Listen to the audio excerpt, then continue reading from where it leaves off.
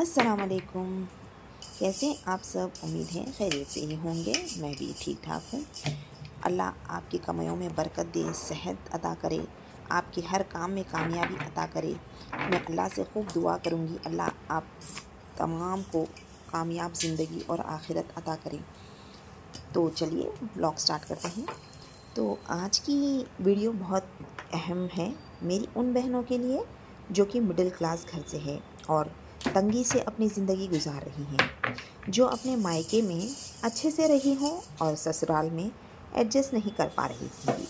अक्सर ऐसा होता है रिश्ते देखने में, कभी कभी हमारे माँ बाप ये सोचते हैं, कई रिश्ते देखते हैं उसके बाद ये सोचते हैं कि चलो भाई खिला पिला कर ठीक से रख लें, यही काफ़ी है हमारी लड़की के लिए। ऐसा सोचकर वो अपने से कुछ कम लोगों के यहाँ रिश्ता कर देते हैं। तो ऐसे में जो लड़की अच्छे घर से होती है वो एडजस्ट नहीं कर पाती। तो प्लीज़ ये वीडियो पर बने रहिए, पूरी वीडियो वॉच करें ताकि किसी पता शायद मेरी इस छोटी सी वीडियो से आप मोटिवेट हो जाएं और आपकी लाइफ में आप आगे बढ़ जाएं। अक्सर हम दूसरों को देखकर सोचते हैं कि अल्लाह ताला ने हमको गरीब क्यों बनाया, शायद हम कभी आगे ना बढ़ सकें। दूसरों को देखकर हम दुखी हो जाते हैं। अल्लाह ताला ने खुद किस्मत को लिखा है और दुआ एक ऐसी चीज़ है जो कि किस्मत को भी बदल सकती है। लेकिन आप अपने आमाल से, मेहनत से और दुआओं से अपनी किस्मत बदल सकते हैं। यकीन रखिएगा मेरी इस बात पर। और जो गुर्बत की ज़िंदगी गुजार रहे हैं उसे बाहर निकल सकते हैं। तो मैं आज आपके साथ 6 ऐसी बातें शेयर करूंगी जो कि आप अपनी ज़िंदगी में अगर लाजिम कर लें तो शायद आपकी ज़िंदगी भी बेहतर नहीं बल्कि बेहतरीन हो जाएगी। तो चलिए मैं इन बातों को आपके साथ शेयर करूँगी। पहली तो बात है मेरी ओवर थिंकिंग की, यानी कि ज़्यादा सोचने वाले लोगों के लिए है। जब हम लोग अक्सर अपने काम जल्दी से निपटा लेते हैं और पड़ोसी हो या फिर कोई दोस्त अहबाब या फिर अपने रिश्तेदार माँ बहनें हों अपने, उनसे बातें करनी शुरू कर देते हैं। या तो फ़ोन पर बातें शुरू हो जाती हैं या फिर उनके घर जाकर हम ये सोचते हैं कि हम तो आगे बढ़ने से रहे, वो लोग जो ज़िंदगी में आगे बढ़ चुके हैं उनके बारे में सोच करके और गप्पे लड़ा करके वक्त ज़ाया कर देते हैं। खाली वक्त हम सिर्फ सोचते हैं लेकिन कुछ करते नहीं हैं। आप सोचते हैं कि चलो ये कर लेंगे वो कर लेंगे, कल फिर बात वैसे ही दूसरे दिन अपनी ही कर लेते हैं, यानी कि ख्वाब देखते हैं और फिर अगले दिन ही भूल जाते हैं। कल करने वाली बात नहीं बल्कि आप आज से ही सोचिए कि हम जो कल करना चाहते हैं उसे आज ही प्लान कर लें और कल से शुरू कर दें, यानी कि बिल्कुल ही बुलंद इरादे से आप काम करना शुरू करें। और दूसरे ऐसे लोग हैं, मेरी दूसरी ये पॉइंट है नींद की कुर्बानी देना, यानी कि नींद की कुर्बानी देना। नींद की कुर्बानी देने से मतलब मेरा ये है कि हम देर रात तक तो सोचते हुए या फिर बेकार बातें करते हुए गुजार देते हैं और सुबह लेट उठते हैं। जबकि हदीस है नौम सुबती नमनो रिस्का, यानी कि हमारा रिस्क फजर के वक्त ही लिखा जाता है और हम फजर की नमाज ही अदा नहीं करते हैं।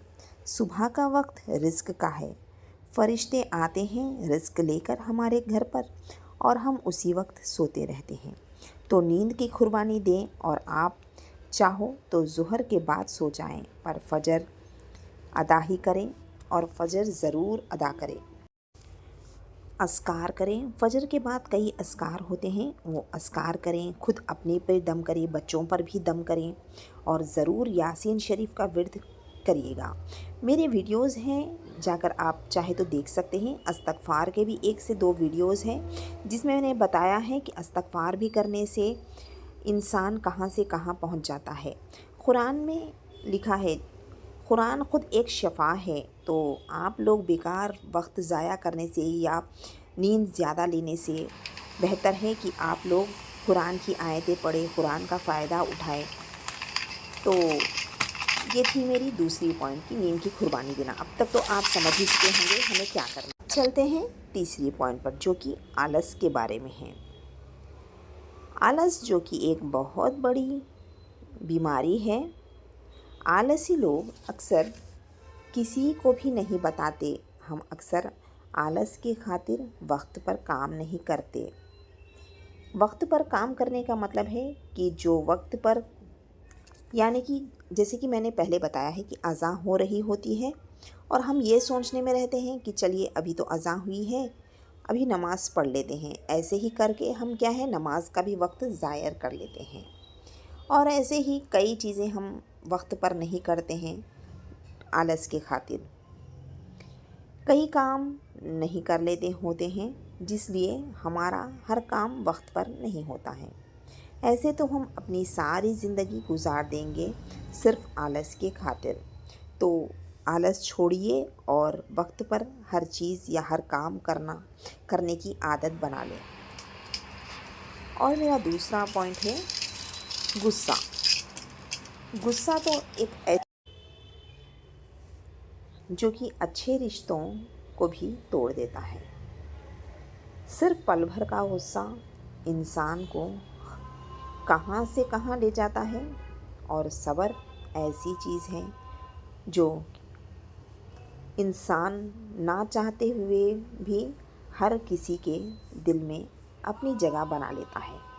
मेरा ये मतलब है, ना चाहते हुए भी हर किसी के दिल में जगह बनाने का मतलब है हम कभी सोच भी नहीं सकते हैं कि फ़लाने शख्स के दिल में हमारे लिए मोहब्बत आएगी।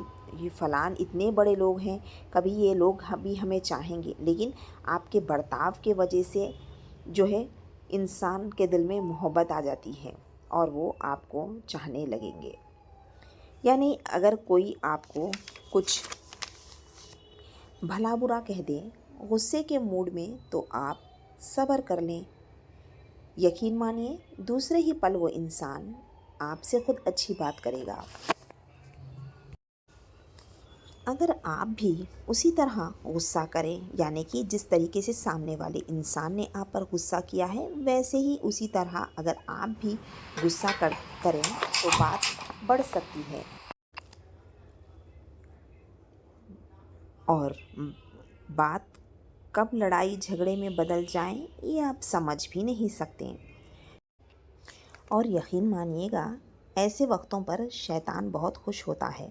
वो चाहता ही है कि इंसान गुस्सा करे, तैश में आए और झगड़े करे, फसाद फैलाए। शैतान का काम ही होता है फसादें फैलाना। लेकिन अल्लाह ने सब्र करने वाले इंसान को बहुत बुलंद दर्जात दिए हैं। तो हमें शैतान को हराना है और अल्लाह को याद करते हुए सब्र करना है। यानी कि सब्र रखें कोई भी चीज़ पर, सामने वाला खुद ब खुद आप पर सब्र करेगा। मैंने बात करते करते यहाँ पर जो क्योंकि संडे था, सुबह खिचड़ी बनाना सोचा और मैं खिचड़ी बनाने की तैयारी कर रही हूँ। आप जैसे कि देखा है आपने, मैं वक्त पर ही काम कर लेती हूँ। यानी कि बर्तन साफ़ कर लिया मैंने, खाना पका लिया, राशन तो आया था थोड़ा बहुत, वो राशन भी मैंने साफ़ सुथरे डब्बों में यानी कि जार्स में भर लिया। अब यहाँ पर खिचड़ी बना रही हूँ। अभी तक तो सभी सो रहे हैं, ये सुबह का वक्त है 7 बजे का। जैसे कि मैंने कहा है, मैंने चैनल नया शुरू किया है और आप तमाम दोस्तों की मुझे मदद की ज़रूरत है। तो प्लीज़ वीडियो को लाइक कीजिएगा, शेयर कीजिएगा फैमिली एंड फ्रेंड्स में और सब्सक्राइब चैनल को ज़रूर कर लीजिएगा। तो अब मैं यहाँ पर वीडियो पर आती हूँ और बात करती हूँ इज़्ज़त और शर्म के बारे में। हम अक्सर ज़िंदगी में इज़्ज़त और शर्म के खातिर कुछ अच्छा नहीं कर सकते, यानी कि हम सोचते ही रह जाते हैं। लोगों के खातिर हम कोई छोटा काम नहीं करना चाहते हैं। अपने भाई बहनों को देखकर हम सोचते हैं कि वो लोग इतनी ऊंचे हैं और हम गरीब। अगर हम ये काम करें तो फिर क्या सोचेंगे। इसी तरह हम काम छोड़ देते हैं।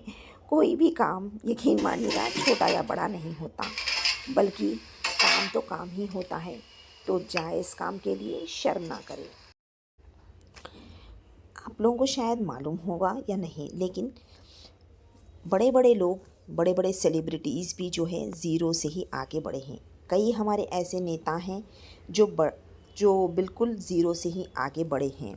तो शर्म ना करें, बल्कि छोटा हो या बड़ा काम, जो भी काम आप कर सकते हैं या आपको मिला है वो कर लें। शायद अल्लाह ताला आपसे खुश होकर आपको बड़े से बड़ा काम भी दिला देगा। अब यहाँ पर मेरी छठी और लास्ट पॉइंट है, जो कि है शो ऑफ के बारे में। शो ऑफ यानी कि थोड़ा रहना और ज़्यादा बताना। शो ऑफ कभी नहीं करना बहनों, यानी कि घमंड कभी ना करना। अक्सर मेरी बहनें सोसाइटी में रहने वाली या आम ज़िंदगी गुजारने वाली ये समझती हैं कि हम शो ऑफ करने से सामने वाले हमें इज़्ज़त देंगे। मान लो आपने कोई अच्छी गाड़ी ही ख़रीद ली, आप उसे शो ऑफ करने में लगे रहते हो। ऐसा ना करें, बल्कि यही सोचें, आपके ऐसा करने से सामने वाले का भी दिल दुख सकता है और वो अल्लाह से शिकायत करना शुरू कर देगा कि या अल्लाह, तूने तो उसे सब कुछ दिया है और मुझको नहीं। अगर आप बात गाड़ी की ही नहीं, बात ऐसी भी हो सकती है कि अगर आपके बच्चे बड़े हैं और अच्छा पढ़ चुके हैं, तो शायद अब्रॉड जाने की तैयारी कर रहे हैं, लेकिन आप अपने जो भी काम हैं होने के बाद शेयर करें। मैं तो कहती हूँ बल्कि शेयर ही ना करें, ऐसे भी वैसे भी लोगों को पता ही चलता है। तो मेरी बहनें सब्र कीजिए, वक्त पर हर चीज़ कीजिए। मेरी इन 6 पॉइंट्स को याद ज़रूर रखिएगा। नमाज़ पढ़िएगा, ख़ुद अस्कार कीजिएगा। अल्लाह है शफ़ा देने वाला, अल्लाह है हर चीज़ करने वाला। तो चलिए, सब काम मेरे निपट चुके हैं, मैं नमाज़ के लिए खड़ रही हूँ। दुआ कीजिए, मैं भी आप तमाम के लिए दुआ करूँगी। लाइक, शेयर एंड सब्सक्राइब ज़रूर कीजिएगा। अल्लाह हाफ़िज़।